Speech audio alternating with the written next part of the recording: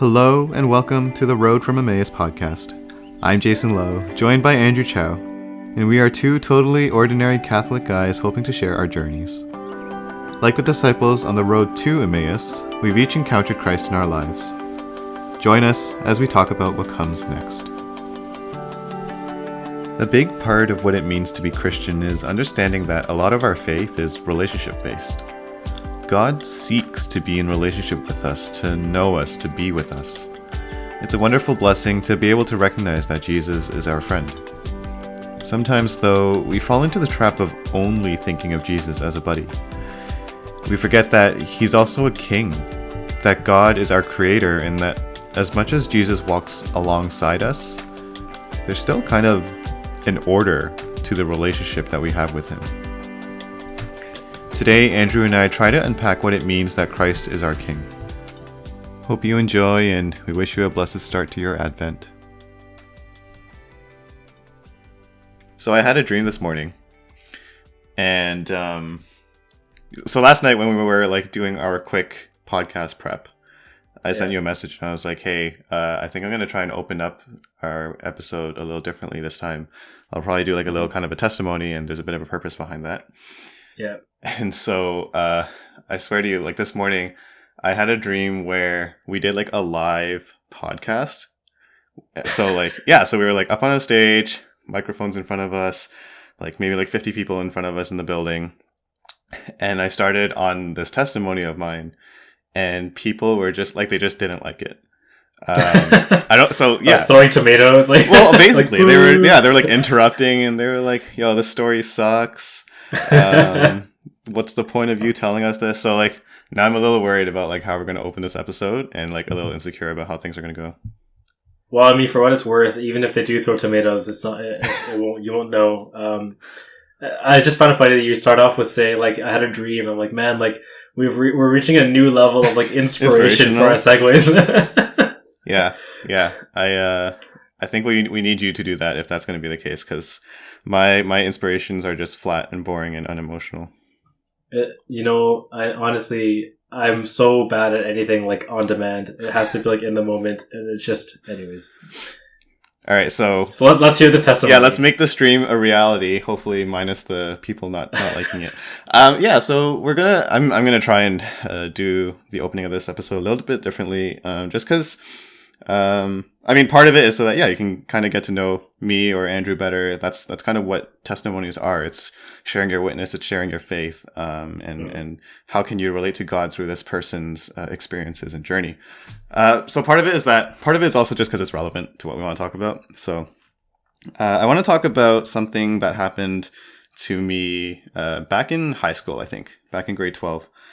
And I was at a retreat. The retreat was for teenagers and young adults, I guess, at our local Chinese parish. And it was during Taizé, and I guess I was just kind of praying and lying down. And at that point I hadn't really, nothing huge had happened in terms of my faith journey, in terms of having a huge Jesus moment. I've never cried at adoration before, or any of those typical emotional, spiritual highs kind of thing. Mm-hmm. So this is the first time where I was at Taizé, and I guess I was just meditating on the things that I'd gone through in high school, and for some reason I was just overcome by this huge amount of emotion, and I just broke down crying. And I guess I was just thinking about for those who, even if you do know me, but some of you might not be familiar with my story of back in high school, I was a bit more of a cockier guy. I was arrogant. I thought I was all that. A lot of that was related to, throughout elementary school, even through high school, just being, near the top of the class in academics. And then I hit university, and that dropped off a cliff. But anyway, up until that point, people coming to me for answers and help, and even beyond academics, people coming to me for advice and that stuff. So I think that kind of got to my head quite a bit. And we talked about, you and I talked about on our GT episode, how humility wasn't, one of my strong suits, right? So definitely back then, before I was self-aware, humility wasn't even a thing in my life, essentially. Mm-hmm. So because of that attitude, I think in grade 10, grade 11, I lost a couple best friends, people that I had been friends with for like 6 or 7 years at that point, I think, from elementary school. And so I think I was just reflecting on my attitude during Taizé and like how that had led to me losing a few friends. And for some reason, like all of that just hit me of just like, man, my sinfulness, my brokenness, um, like I was such a terrible person back then kind of thing. And like, what can I do to make sure that like, I was only 18 or 19 at the time, like for the rest of my life, what can I do to make sure that that doesn't happen again? So I found myself really clinging to Jesus, really, trying to be like Jesus. I really, really need your help here. I need you to show me your love. And yeah, really just almost like hoping that he would be there as my friend kind of thing, and forgive me for my sins and all of those things. So yeah, it was definitely a big emotional, high spiritual moment for me. And even I almost look at it as a landmark moment in my faith journey. But I guess I'll stop there for now, but I don't know if you have any thoughts right now. It's actually crazy. So I have a very similar type story. So to give a little bit more background, Jason had said, "Hey, and you can feel free to share testimony too." And I was like, "Yeah, I'll listen." But for me in high school, I also had a pretty big experience in terms of not wanting to lose friends. It was a little bit different in terms of the context, though. So what happened was I had gone to in grade 12, there was this retreat that the high school that I go to run, or I went to runs, which is essentially a retreat really aimed towards breaking down of barriers, being vulnerable. Essentially, it's really shoving the idea of testimonies down your throat and like learning how to give good testimony, and all that comes with it. And in it, one of the people who I had thought was one of my closest friends, he gave this testimony about a near attempted suicide that he had like just 6 months before that. Mm-hmm. He had talked about how he was like he was on a bridge. He had like gone over to the other side of the fence, and he was like ready to jump and all this stuff. And I was like, man, like, this is a guy who I thought I was really close with. And I had no idea. Yeah. And that was a really stark moment for me, in terms of, just reassessing, how am I approaching friendships, right? Right. Is it really just, we're buddy, or is there something personal there? And I think that was an important lesson that also has flowed through into my faith life in a lot of ways as well. So how did that flow into your faith life? Like, how did that, impact your relationship with Jesus or... Yeah, I think the first thing really is that opened the door for me to properly understand friendship insofar as, it's not just about, someone that I enjoy being with. It's about someone that I care about intimately, right? Because that eventually, in 2015, so fast forward a couple of years, I guess, that I think really set the stage for it to be really impactful when a priest had said to me, "Hey, Andrew, how can Jesus be your best friend if you don't talk to him?" Yeah. And that kind of thing where it started to turn into, well, that to me meant more than how can, like, Jesus is my friend, like that 80s song, I think it was. Anyways, those, anyways, they're like rather than this like superficial happy-go-lucky, Jesus is my best friend type of a deal, and like, I go have fun with him. It's like, this is my most intimate relationship that I should be pursuing. And that's something that's really trickled through for me. Yeah. And that really touches on what we actually want to talk about today. So, I mean, we opened up with this testimony to talk about our personal relationship with Jesus, right? I talked about sinfulness, brokenness, and I definitely talked about how, like I said, it was a landmark moment in my faith journey to realize that the love of God is so infinite. The love of the mercy of God is so infinite, and I often feel this whenever I go to receive the sacrament of reconciliation. Right, a couple times a month, once a month, whatever it is.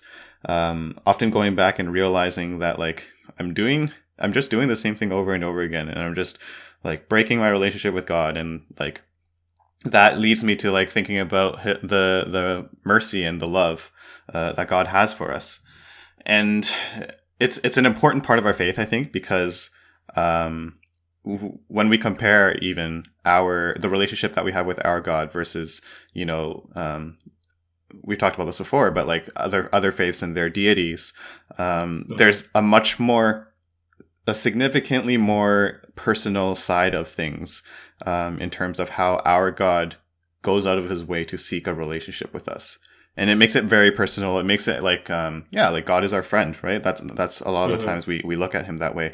Heck, even, one of the most famous stories in the Bible, in the gospel, is the parable of the prodigal son. How, the loving father is always waiting to welcome back, his son who has left him and turned away from him and has, thrown away all his money, kind of thing, but is still there to forgive him and to welcome him back. And again, bringing it back to us, that's something that I think a lot of young adults, we relate to Jesus in that way, as a friend and as a best friend. But I think what we want to talk about today is actually something closer to remembering that Jesus is also Christ our King. And, just a couple Sundays ago, we had that to mark the Sunday, which was the solemnity of Christ the King. And I'll throw this back to you. Like, is there something wrong? Like, or maybe the right way of phrasing it is actually like, why shouldn't we just focus on God as our quote unquote buddy? I think a really good way to frame this is to understand original sin, right? So the point is that God, at the end of the day, he really is our creator who has given us all these things, right? So there's, no matter how buddy we end up being, that still is the primary relationship, right? And there is a respect that needs to be given there, I think, in order for us to properly appreciate the relationship. It would be similar to if you think about your own father, right? It's the most direct the most direct comparison. Yep. I could be best friends with my dad, but if I treat him the same way I treat you, there's something a little bit wrong, right? There ought to be more weight to what my dad says to me than what you say to me, right? No matter how close we end up being. And in that same way with God, right? So it's, the friendship piece is something to be relished, something to be cherished, but we can't forget that there is going back to our last episode, right? There's that primacy there where at the end of the day, all things came from him to return to him, no matter what our relationship feels like in the interim, right? I think, and if anything, like, going back to the topic of sin and confession, sometimes we can fall into the trap of taking God for granted as well, right? Like, we just go back to confession and it's just like, okay, it's okay, like, he'll forgive me, right? It's okay for me to commit this sin. And if you think about what you just said, like how there's a primacy there, how there's, sorry, I'm caught up because, so quick sidebar. We got a comment from last episode in terms of whether or not the pronunciation of that word is primacy or primacy. So now I think what I just said was like something in between, and now I'm just distracted, but whatever it is, whether we say primacy or primacy, you know what we're talking about. But yeah, like there's almost a higher order there, right? Like I love the analogy that you use of how like we have our own fathers and there's a certain respect, there's a certain order there, that needs to be had. And, it's easy. I think it's easy, like I said, to fall into the trap if we think of God as only our buddy, as only our friend. We forget that he created us, right? We forget that he continues to give us everything. We forget that,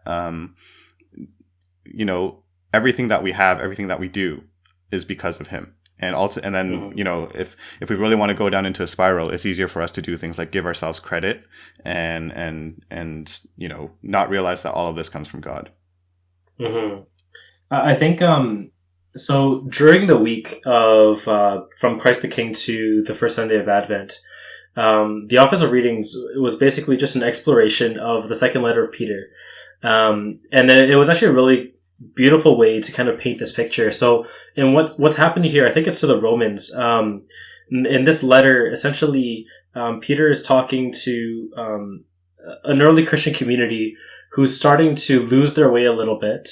And in particular is kind of questioning, the second coming of God in some senses, right?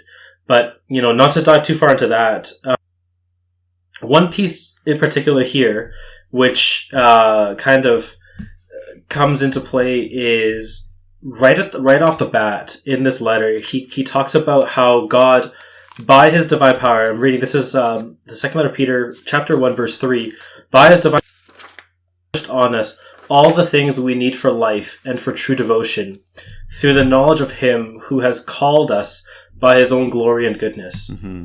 Like there is an unquestionable, kingship, lordship there, right? That he's starting off the letter with, to say, look, it's great that you enjoy your camaraderie, your fraternity, and all these things, but, don't forget where it's all coming from, because that is the be all and end all in some senses, right? Yeah. I actually want to talk about the second judgment, the second coming, sorry, that you mentioned, because I think that's actually a really good way of, almost framing this or padding this, because the thought, the belief that Jesus will be coming again, that Jesus is the end judge, that God is the end judge, and also a fair judge, I think is actually plays into this a lot, right? When we think about the role of kings, that's definitely something they have to do, right? Like if we take them in the normal sense that we're used to, whether it's on our planet or in fiction stories, they often play this role of judging and of having to use their judgment to try to be fair. If we're talking about a good king, obviously, to try to be fair and to do what's best for all people. And so I like what you said actually about the second coming, because whenever that happens, ultimately all of us are going to be in front of Jesus, in front of God, and he's going to be like, this is why you're deserving of entering my kingdom, but this is why, these are the things that happened that I need you to work on first before you're able to do that. And so, if anything, I'm glad you mentioned that, because that's a perfect representation. Another thing to augment how Christ is our King. Mm-hmm.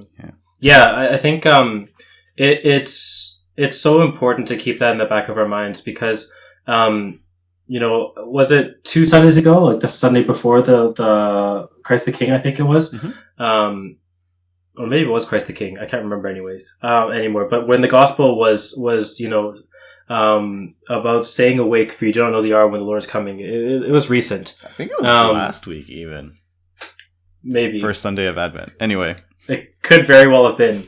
But anywho, it was a recent gospel, and that's kind of it, right? We need to, as Christians, right, and for the right reasons, and that's an important nuance here, right? Is not just out of fear. We ought to desire the best for him who desires the best for us, right? Like it's an offering of ourselves, but the best of ourselves to God. So that when that time comes, we can approach him with pride, in our identity as children of God, right? As opposed to being caught up in the world. And then, when the second coming does come, we're like, oh man, like you caught me at a bad time, God. We don't want to be stuck in that kind of a moment, right? Yeah. Yeah, and very relevant too in terms of Advent, which we'll get into a little bit after. But be ready. And sorry, I've already forgotten if you already touched on this, but that's almost, again, the attitude that you need to have, even if you were to approach a king that we know, right? Like a human king, or again in fictional stories, is you're not going to approach a king, just. I'm trying to find the English word for once. My Chinese is terrible, but I know what I want to say in Chinese. But just willy-nilly, I guess. You don't want to just, not have your stuff together. You want to be put together and ready for a king to come. And again, that's how we look at Jesus, right? Yeah. Yeah. Yeah. It's, man, like the idea of kingship, I feel like it's so foreign in some ways these days, right? But because we just don't see it the same way in Western society, at least now. Oh yeah. But it's that complete dominion, Yeah. right, over that which is theirs. That's such a grand kind of an idea that is so foreign to us in some senses, but it's something that's so beautiful and gives, in a weird way, a lot of freedom for us as Christians, I think. Well, it's good that you touch on that, because I think the reason why we as humans have fallen away from that quote unquote model is because there's no perfect way to have a king, I guess, as humans. Yeah. And I guess that kind of leads into what I want to talk about next is I want to outline how our God is a different king than our typical human kings, right? We've already made that comparison a few times, but the reason why I don't know, monarchy or whatever, the reason why the human king, I'm just going to keep calling it that, doesn't work for us is because as humans we are limited by our imperfections. God is not, obviously. God is perfection. And because we're limited by our imperfections and our capacity to sin, things like, the things of the world, whether it's power or wealth or war, right? All of those three things are attributable to human kings, right? They can become power hungry. They can become greedy with the wealth that they've already gained and try to prioritize that over the people that they rule over. War, right? Look throughout the history of mankind. It's all about just getting more for yourself, taking more people, taking more land, taking more nations. But I think with God, God just, in some way, like he just loves all of us, and again is able to be just, and instead of wanting to rule over everyone and be a tyrant, he gave us free will, for example, for us to turn away from him, to choose our path, which I think, like we've touched on before, is not something that any human king, I think, would ever do. And just to wrap that up, like just God, he came down in the form of Jesus, and he was a servant, and he sacrificed himself. Yeah, it's I mean, there's a couple things there, or many things, but a couple things in particular that I want to hone in on. Let's start with the last thing you just said there. That he humbled himself in the person of Jesus to come as a servant for us. What a display of confidence in your own supremacy, right? That, I can go and I can be the lowest of the low without losing my kingship, Yeah. I feel like that's the part that you're kind of highlighting, which is so beautiful about God's kingship in that sense, right? You touch on it so beautifully that, human kings, they're all lacking, right? That you can't have complete dominion when you yourself don't have dominion over anything. Yeah, right? yeah. It goes back to the whole thing about stewardship, right? Like, you can't say that I am the supreme when you're not. It just, there's a lack of integrity in some senses in that statement, right? But for God, who just is, right? Who is the supreme, he is, if you look at it, even in a somewhat unrelated topic, I heard someone talking about, it was like a science versus faith conversation. But anyways, Sure. A really great point that was brought up is like, you love the laws of nature. Who wrote the laws of nature is the question, right? And like that's kind of it, right? Like God is all of these things. And it allows him to be always just without him needing to have that effort, right? I feel one of the really important things we want to call out here when we talk about justice in the sense of the faith is that really the term, I think the Greek term anyways, is speaking much more to uprightness or upstandingness, right? Doing things properly in a way that loves the law of the Lord, if you will, that is proper to how God designed it in that sense, rather than justice the way we think of it, where it's like, in a lot of cases, like retribution, right? Exactly. Or that type of a deal. Yeah. It's a lot more of the proper way of falling into the order of the world, if you will. Yeah. Right. Yeah. And even more on what you pointed out of how Jesus came down in our own flesh. I want to actually read the first reading from the Christ the King Sunday. It was from the prophet Ezekiel. And why don't I just read it first, and then maybe I'll talk about it. So, prophet Ezekiel, chapter 34, 11 to 12, 15 to 17. For the Lord Yahweh says this, Look, I myself shall take care of my flock and look after it. As a shepherd looks after his flock when he is with his scattered sheep, so shall I look after my sheep. I shall rescue them from wherever they have been scattered on the days of clouds and darkness. I myself shall pasture my sheep. I myself shall give them rest, declares the Lord Yahweh. I shall look for the lost one, bring back the stray, bandage the injured, and make the sick strong. I shall watch over the fat and healthy. I shall be a true shepherd to them. As for you, my sheep, the Lord Yahweh says this, I shall judge between sheep and sheep, between rams and he-goats. So, this first reading was such a perfect way to preface the Christ the King gospel, the whole Christ the King mass, right? Because this is God himself saying, through the prophet Ezekiel, saying,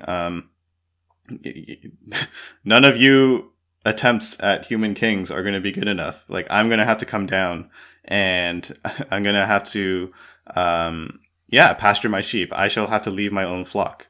Right? Because as if you try as human kings, you guys won't be good enough, right? And that's ultimately what came to pass.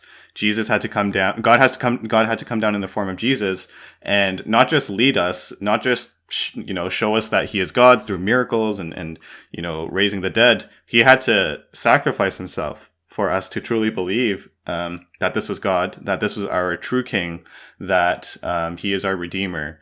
And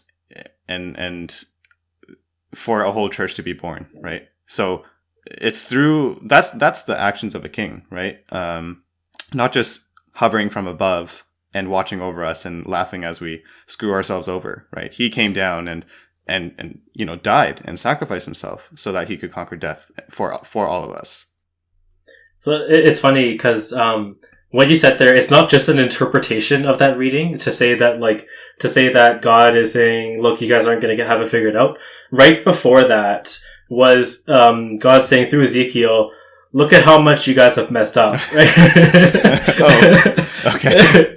It's actually really funny. Yeah. He's like, you shepherds have not tended to the sheep and you have not cared for the poor and all this stuff. It's quite descriptive, right? Yeah.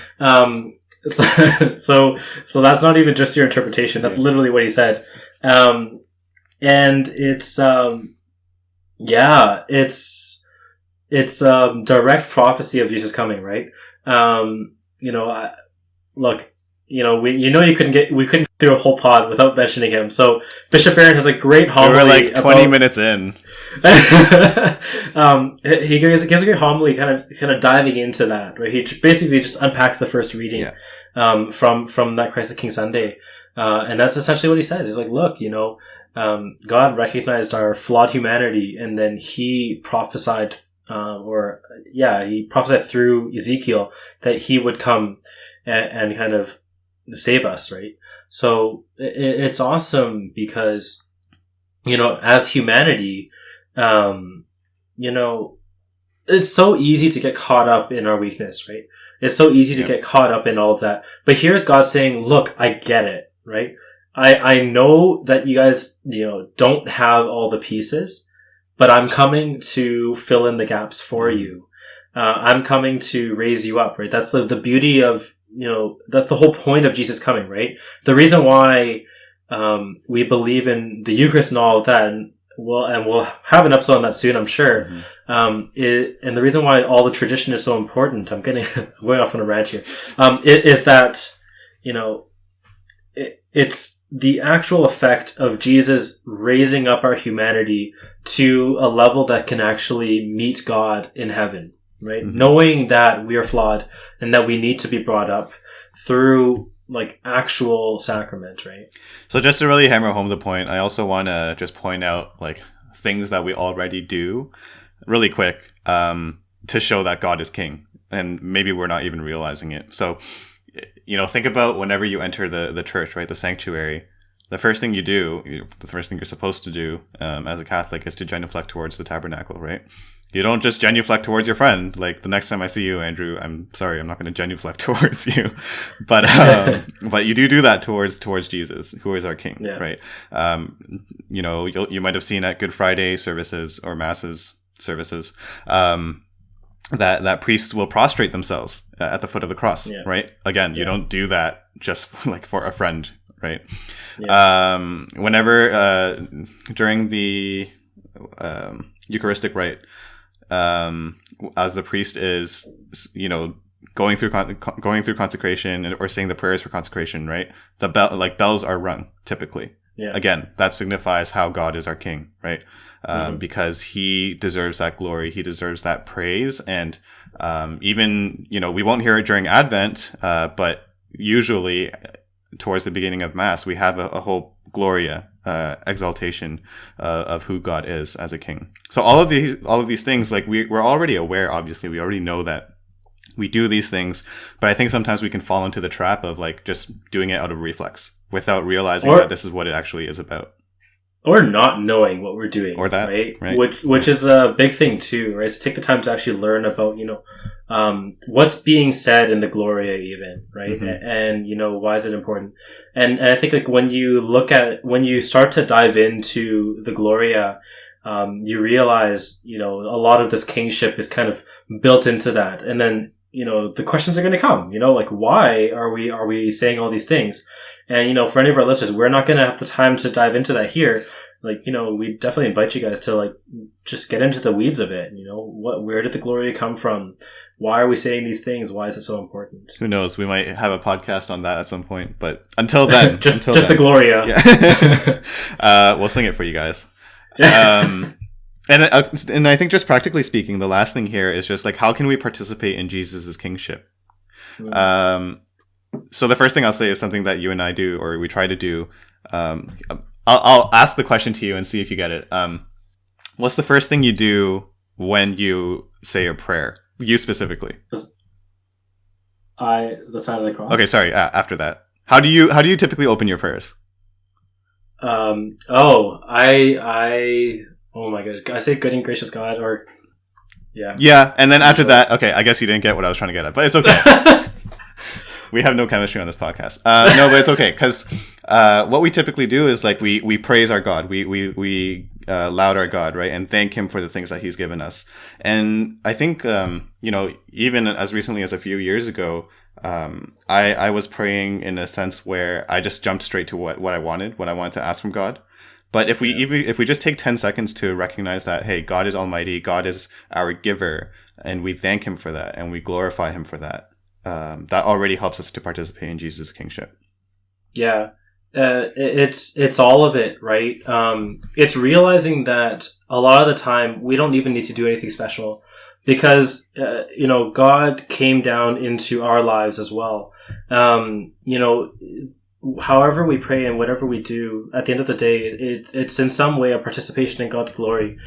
The difference is when you start to notice and recognize that, then that's when you're able to receive the graces and able to participate at another level, right? So we're not even necessarily saying like, hey, you gotta like change the way you pray necessarily or whatever. But what you'll find is when you start paying attention to these things, these graces that come into your life, it becomes natural. Right? It becomes naturally like, man, like, you know, that, you know, praise God that there was such a beautiful day today. You know, praise God that I was able to spend this time with my friends. Because it's just, you know, there's no other thing to say. And as my spiritual director says, you know, when you get into the practice of praising God here, it's a great thing to practice, because that's what we're going to be doing in heaven, is just praising God. Yeah. So, you know, if we can start doing it now, it's really good practice. I think the gospel for the Christ the King Sunday was also really telling in terms of how we can participate in Jesus' kingship, because, again, recall that this gospel was chosen specifically for this Sunday. And then also recall how we were talking about that Jesus came down and was with us as human beings. And so really the best way, and, you know, to be honest, I also stole this from Bishop Robert Barron's homily from that Sunday. But the best way to participate in Jesus' kingship is also just to read Matthew 25 is the gospel passage, verses 31 to 46, where, you know, Jesus is saying, you know, when I'm hungry, give me food, right? When I'm sick, take care of me. If I'm lacking clothes, clothe me. You know, welcome me as a stranger. All of those things, right? Terrible paraphrasing there, but I think we all know what that passage is about. You know, looking at our neighbors in that way is essentially already us participating in Jesus' kingship. Yeah. You know, and there's a really important piece there, which is it's not about the act on its own.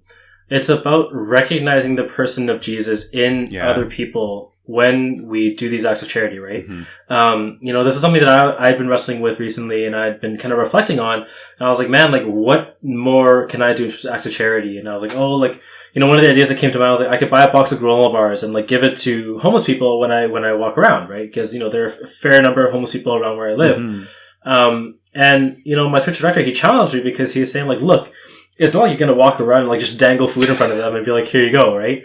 As silly as that sounds. You know, you got to, like, for it to be an act of charity, it needs to be a love for the other, which means that the other is a person, right? And like, that's where, it's not, when Jesus says these things, right? It's not, you know, when you clothe that poor person, you know, you are glorifying me. He's like, no, when you do this also to me. Like, there's a person there. And it's really important, I think, to recognize that piece. Yeah, that's the core of it. So as we're going into Advent, I know some of what we've been saying is related to that as well. Do you want to expand on that a bit? Yeah. So I think as we kind of spend more time in Advent, you know, one of the big things about this season is really to rest in a time of anticipation, but in particular to recognize what we're anticipating. Right. So when we talk about in this episode, I think it's really great that we're talking about Jesus Christ as the King of Kings, the Lord of Lords, you know, the ultimate good in our lives. Right. So as we're preparing to commemorate that and to welcome Christ into the world, right, to recognize what a big step that was for God. And then to look at our own lives and say, hey, like, what do I need to do to be ready for Christ to come into my life in that way? Right. So this is where, you know, it's not just a good idea or a beautiful idea that's out there abstractly. It's something that's personal to each one of us that's going to come into our lives. And so, you know, over the course of this Advent, there's, you know, one of the blessings of COVID is that there's a whole range of resources online now in terms of going into the spirituality of Advent and kind of getting into the thick of it. Right. Look for those things. Right. Formed has a lot of great stuff. You know, there's stuff on YouTube that I've seen. There are things everywhere, right? So I think that practically speaking, it's recognizing that Jesus is the King of Kings, the Lord of Lords, in whatever capacity we can understand that today, and then spending this Advent. Yeah. I know I often fall into the trap of letting the season of Advent or even the season of Lent just creep up on me, and then like suddenly it's Christmas or suddenly it's Easter, and I'm just like, oh, whoa, I was supposed to be better at this. But yeah, I think that's important, right? Like let's take the initiative there to really, you know, make sure that this season is something that we're preparing ourselves for. Yeah, totally. Yeah. So today, just to quickly wrap up, I think the point of what we were saying is just you know, there's absolutely nothing wrong with looking at Jesus as our God. You know, if we remember, like, God seeks relationship with us. That's something that he wants us to have, is to have a personal relationship with us. He's not just hovering above us, watching us, you know, mess up or whatever. He seeks to be in our lives, but at the same time, that can go a little bit too far on that end of the spectrum where we forget that ultimately, he's our creator. He is our giver. He is the Lord of Lords, the King of Kings, as you said. And I think that's something that we just wanted to kind of touch on because it's easy for us to fall into that trap. And sometimes we need that reminder. Yeah, so just a quick PSA in terms of, we talked about the season of Advent. It's a season of giving. I don't know about you, Andrew, but like I've been getting a few emails of like Giving Tuesday this past Tuesday and, to give donations. And especially during this time of COVID, your local parishes, your local seminaries, your archdiocese, consider giving if you can, if you're able to. COVID has hit us all hard, but also our churches need to keep the lights on as well. And obviously, from a broader perspective, if there's any charities that you would like to support, then here's your reminder, because that's our place to give you your reminder. You'll get tax receipts if you're into that kind of thing. So. Accountants. All right. That's it for us today. We ran a little bit longer than usual, but we had a lot to say on the whole Christ the King thing. So hopefully that was a good reminder for everyone. All right. Have a great Advent, everyone.